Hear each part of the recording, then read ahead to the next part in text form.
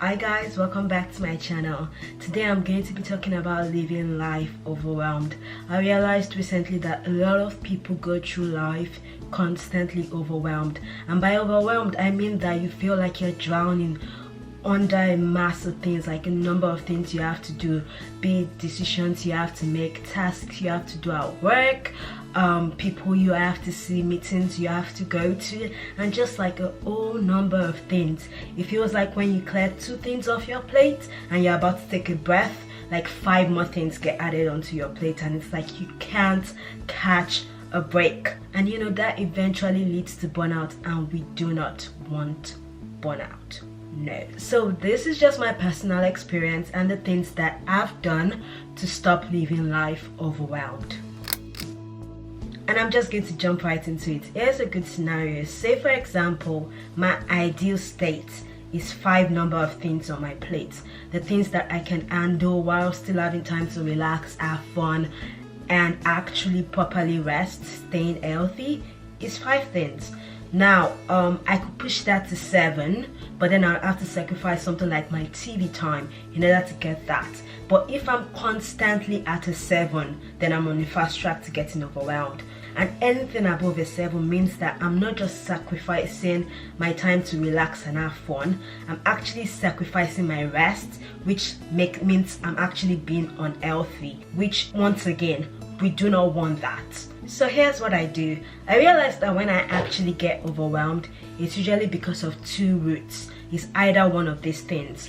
Number 1 is when I don't really have a lot of things on my plate, but because of life happening and me overthinking stuff, I feel overwhelmed. Number 2 is when I actually do have a lot of things on my plate, like way too many things on my plate, more than I can handle.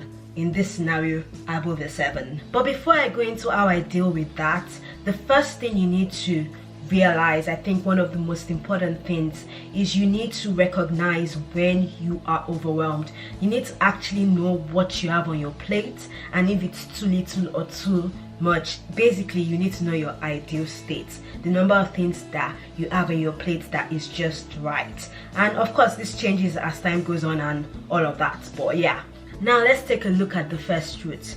With this scenario, with 5 as my ideal state, I actually just have 2 things on my plate, which is well below my ideal state. But because I've built up these 2 things way too much in my head, it suddenly feels too daunting. I don't even know where to start from. And like I end up then overthinking things, like spending so much time overthinking things. The other case might be if I'm spending time worrying about something that is not even on my plate yet. Say for example, I have to move in 6 months time and I'm worrying about it right now. Worrying generally meaning that I'm not taking any action, or I'm not putting any plan in place. I'm just thinking, and not just thinking, I'm negatively thinking about it and not doing anything about it. And that is for 6 months time, and it's affecting my now. It's making me feel overwhelmed right now. So here's what I do. If I catch myself overthinking and building up tasks in my mind, I do the reverse. So I break down the task into little bits to convince myself that it's not a major. And usually once I break it down, it actually isn't anything major and I can complete it easily.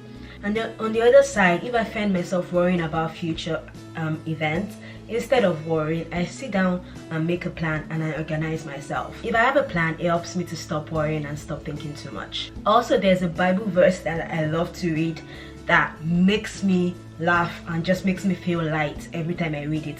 It says, but seek first the kingdom of God and his righteousness, and all these things will be added to you. Therefore do not worry about tomorrow, for tomorrow will worry about itself. And here's the kicker: today has enough trouble on its own. Like, it just makes me feel like, oh wow, yeah, really, today has enough trouble of its own. Why on earth am I thinking about tomorrow when I'm not even done with the trouble of today? I'd rather focus on the trouble of today and deal with that than, you know, spend time worrying about the trouble of tomorrow.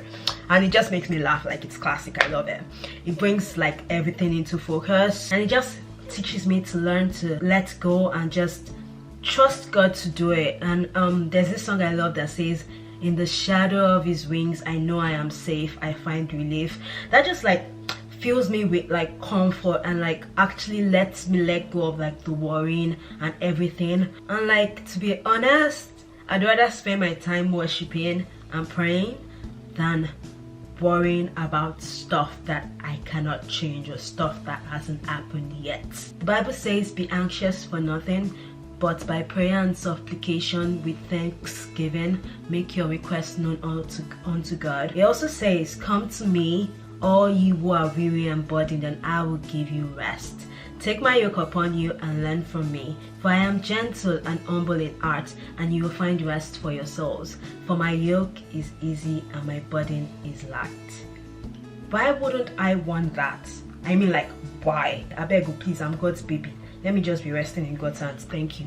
Now, on the second aspect, in that you actually have like too many things on your plate and you actually are like overworked, overwhelmed. In the scenario that I gave earlier, 5 being your ideal state, you're operating at like a 7 or above.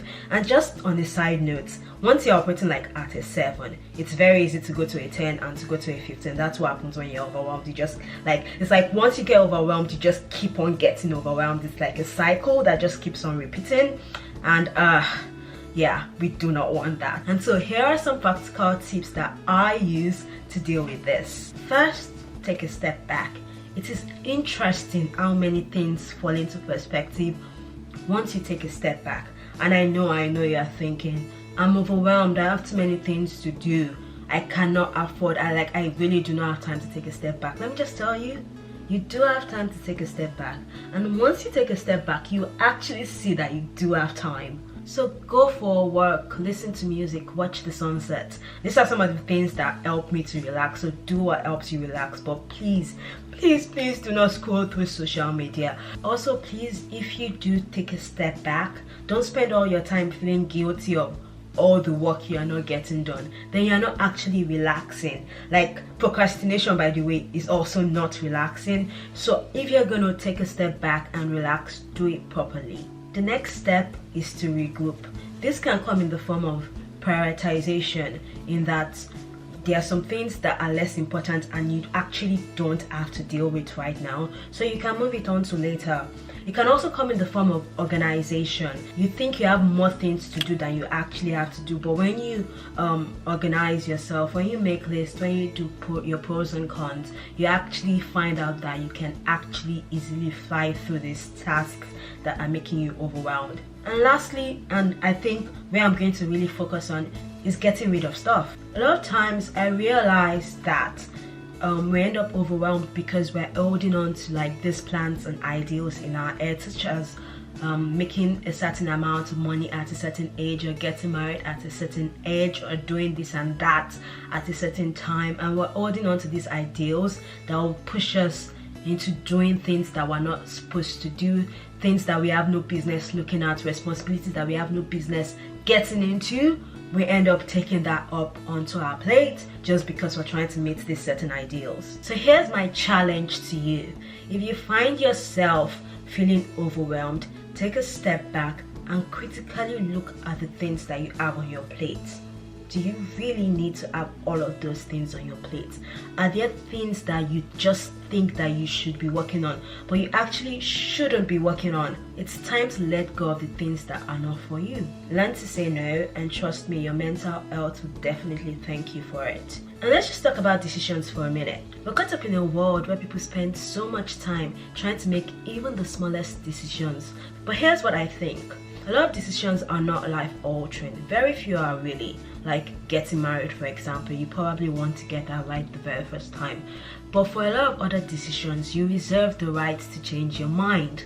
Of course, it might cost you a bit to change your mind, and you might end up spending some extra time going in a roundabout way to get to where you need. But I believe that as humans, the journey is part of learning and living. For example, take someone that goes to a uni for 3-4 years to study a particular course, but ends up not working in that course professionally after university. Now you might think to yourself and say, a better decision would have been for that person to just study the course they're working in professionally in university, or to just have skipped university altogether.